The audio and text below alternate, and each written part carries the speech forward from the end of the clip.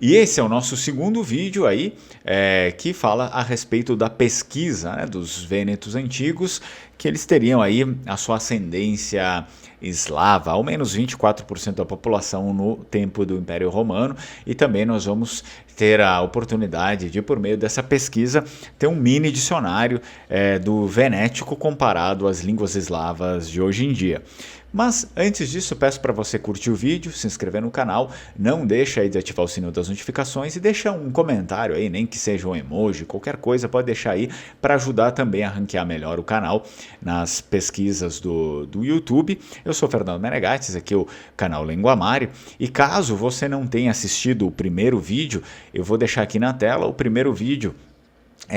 O início, né, dessa pesquisa. Nós estamos comentando sobre uma pesquisa científica feita recentemente. O vídeo se chama o primeiro, cerca de 24% dos vênetos antigos tinham ascendência eslava, e aqui esse é o segundo vídeo que a gente vai terminar as discussões a respeito desse artigo aqui.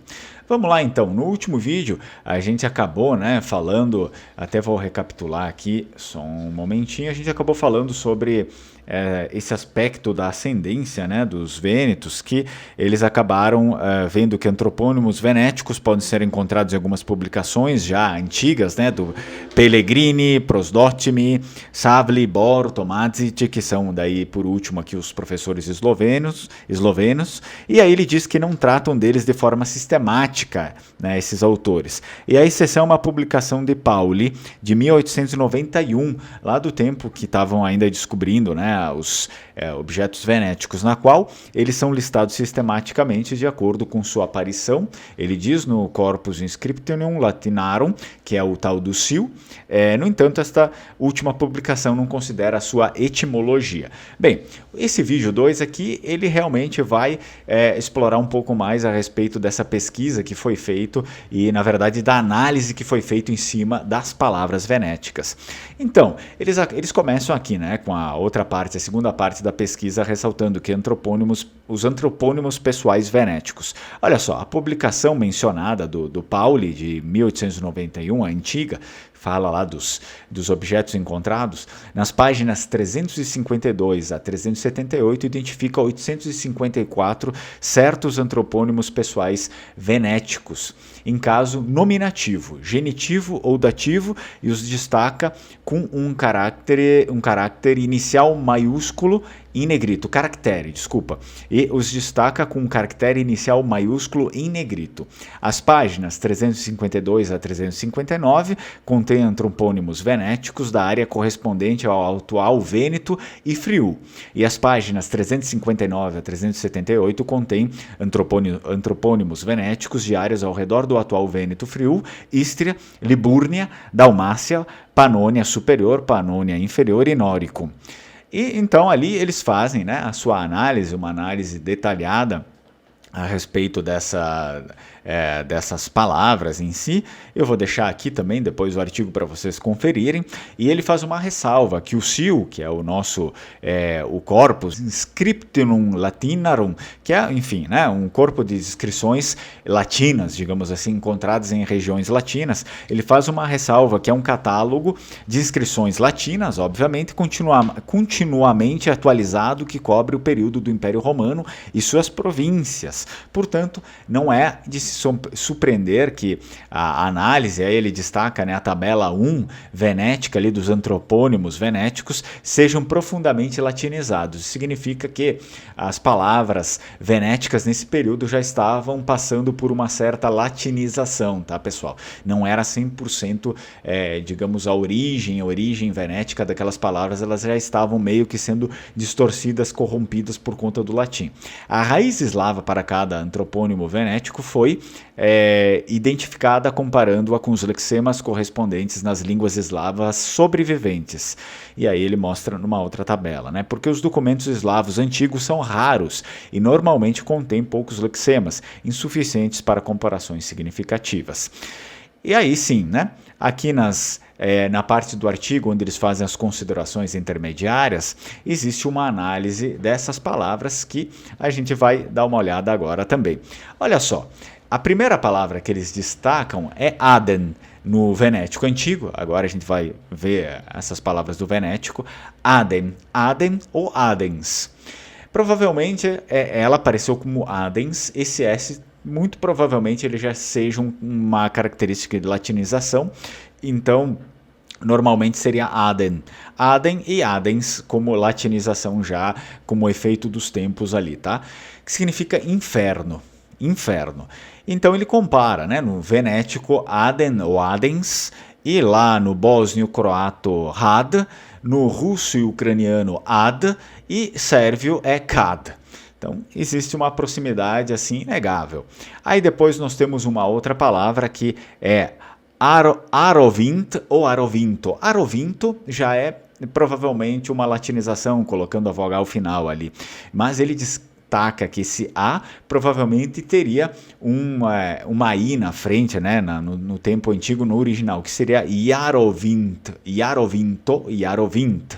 Yarovint, que depois, por conta da latinização, acaba ficando Arovinto, mas talvez seria Yarovint, que significa ardente. E a raiz eslava estaria presente aí, como ele menciona, o iar, tá? Iar, que a latinização acabou tirando esse iar e ficou ar, arovint, Yarovinto.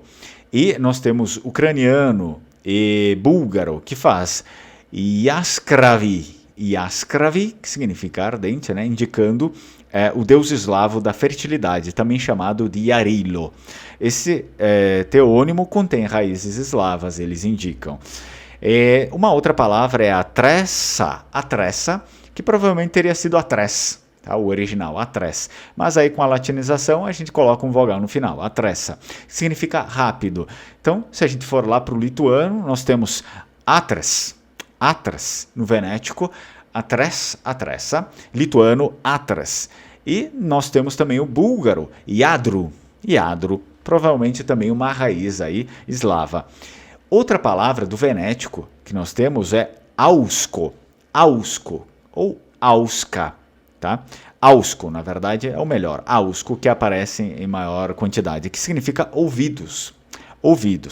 Se a gente for lá para o lituano, ele aparece como ausis. No bielorrusso é vuski, bósnio é ushi, mas o croato, língua tcheca, também é ushi. E depois nós temos o último aqui, que é o búlgaro, ushit.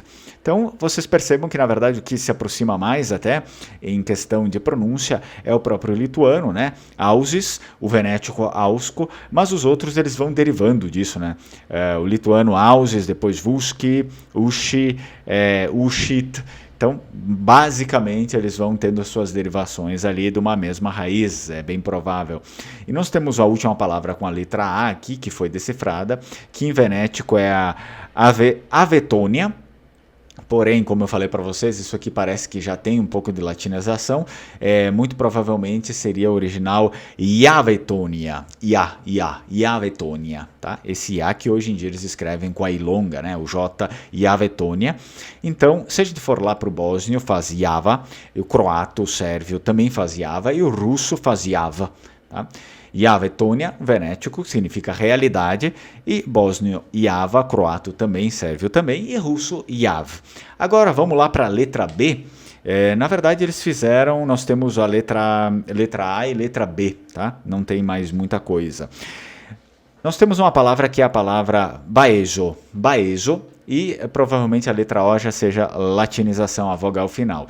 Nós temos então, provavelmente o original venético seria baes, que significa sem ou destituído, né? Sem alguma coisa.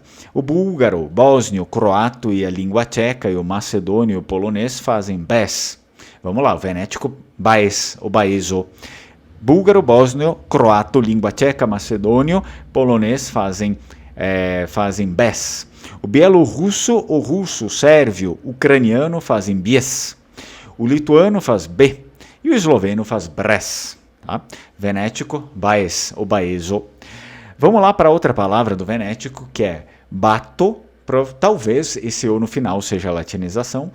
Seria bat no venético, que significa irmão, bat. Bielorrusso hoje em dia faz brat. Búlgaro, macedônio, russo, ucraniano, croato, polonês e esloveno também fazem brat. O bósnio faz brate. A língua tcheca faz bratra, lituano faz brolis e sérvio faz rate. Vocês percebam que existe aí uma mesma raiz em todas elas. Outra palavra do venético, belia. Belia significa branco, a cor branca. No bielorrusso, hoje em dia temos bel, na Bósnia e esloveno bela, no búlgaro bial, croato é biela, língua tcheca e ucraniano bili, lituano balta, macedônio belo, polonês białe e russo é beli e sérvio bel, tá? Belia, branco do venético. Vamos lá para as próximas palavras que nós temos aqui, que foi destacada na análise deles. Também temos a palavra beria, que significa confiança, fé, no venético. E aí, a gente observa que no búlgaro é viara, na língua tcheca é duviera, macedônio é doverba, e vera no russo, e esloveno é dovera, e no venético, como repetindo, beria. Vamos lá para outra palavra que é besna ou bizena, que no venético significa primavera, besna ou bizena. No bielorrusso, viasna, sérvio e ucraniano, vesna. E venético, repetindo para vocês, é besna ou bizena. Outra palavra do venético é boi. Agora as pronúncias, obviamente, podia ser boi, boi, quem vai saber, né? Boi significa lutador, guerreiro ou soldado. São sinônimos, tá? Sérvio, bielorrusso, bajek, bósnio e croata, borak. E nós temos também o búlgaro, russo, ucraniano, bojec. Língua tcheca é bojovnik, macedônio borec, polonês bojovik, sérvio vojnik e esloveno borek. E lá no venético, repetindo boi. Venético, botia, que significa água. No bielorrusso, hoje é vada. No bósnio é voda. Macedônio, búlgaro, croato, língua tcheca, polonês, russo, sérvio e ucraniano também. Fazem todos voda. Voda e vada são as duas distinções que nós temos nas línguas eslavas hoje em dia. E no venético, botia. Vada, botia. Vamos para o outro que é bregontio, que significava no venético costa, praia, margem, né? As costas. Costa, praia, margem. E hoje, no búlgaro e no macedônio, nós temos bregut. Olha só a semelhança, parece que não mudou tanto. No venético era bregontio, bregontio, ou bregon, talvez o original teria sido bregont, quem sabe, bregontio. E no búlgaro e no macedônio de hoje em dia é bregut. Na língua tcheca, no polonês, brezek, e também no russo e ucraniano, bereg. No venético, bregontio, costa, praia, margem. Vamos lá para a nossa última da lista com a letra B, que é buca ou buco, né? Masculino ou feminino. Talvez no venético lá da origem tenha sido buk, quem sabe, significa faia. A faia é uma árvore europeia, né? Bem conhecida lá, o Fagus sylvatica. E no bielorrusso, no búlgaro e na língua tcheca era buk. No venético, vamos relembrar, o venético que eles acharam já com intromissão do latim era buca, buco. E no bielorrusso, búlgaro e língua tcheca, buk. No bósnio, croata, sérvio, bukva. No lituano, buko. Buko, a mesma palavra que se falava lá durante o Império Romano no Vêneto, buco, para dizer a árvore, no lituano, buco. Macedônio, buca, também a mesma palavra que se falava lá, porque tinha dois gêneros, buca e buco. E no polonês, buk, no russo também buk, no esloveno, bukev. E a última aqui com a letra P, não tem todo o alfabeto, né? A última foi a letra P aqui, que é plavis. Plavis é um hidrônimo, Plavis, né? Um hidrônimo, um antigo nome do atual rio Pó, Plavis, que margeia o atual Vêneto, está ligado à raiz eslava, que significa nadar, fluir. Plavis, que não significa porcaria nenhuma em italiano, tá? Considerações finais, então, desse artigo aqui, na referida publicação lá do Pauli, de 1891, quando estavam ainda ali começando a descobrir muita coisa da arqueologia vêneta, os antropônimos venéticos na área correspondente ao atual Vêneto e Friul são de 211 e nas referidas áreas ao redor são de 643 para um total de antropônimos venéticos de 854, o que representa uma boa amostra para uma consideração estatística. Os antropônimos venéticos na tabela 1 com raízes eslavas, que é aquilo que eu li aí para vocês, a tabela 1 com raízes eslavas seguras são 204, que representam 23,89% dos antropônimos venéticos na referida publicação. Isso permite estimar que durante o período do Império Romano, cerca de 24% da população venética tinha ascendência eslava. Então eles concluem aqui, né, já dito que 24% da população venética tinha ascendência eslava no atual Vêneto e Friul e áreas ao redor durante o período do Império Romano, destaca que os eslavos já estavam presentes no atual Vêneto Friul e nas ditas áreas ao redor bem antes do Império Romano e do século VII depois de Cristo, da teoria geralmente aceita da chegada tardia dos eslavos na Europa.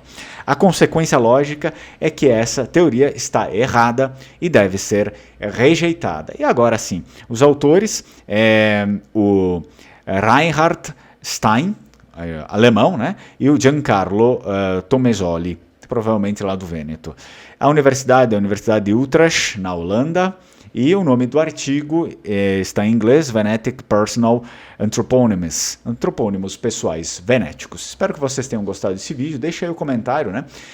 Você sabia aí dessas coisas, essas palavras todas, então comenta o que você achou desse vídeo, nem que for para deixar só um likezinho, alguma coisa, mas comenta, né? Essas coisas são bem interessantes, então obviamente eu sabia, né, pelos estudos que eu faço, mas nunca tinha uma estatística, uma prova contundente científica dessa ascendência eslava, né? Muitas vezes a gente fala, as pessoas não acreditam porque elas ficam indo atrás dos acadêmicos italianos e às vezes coisas que já foram escritas lá nos anos 60, anos 50, quando não se tinha muita coisa, muito conhecimento que se tem hoje, né? Então, essas coisas estão começando a cair por terra também. Então, me deixa aí o seu comentário e não esquece de curtir o vídeo, se inscrever no canal e, obviamente, também ativar o sininho das notificações. Vi ringrazio, una mulci, strucone, ciao ciao.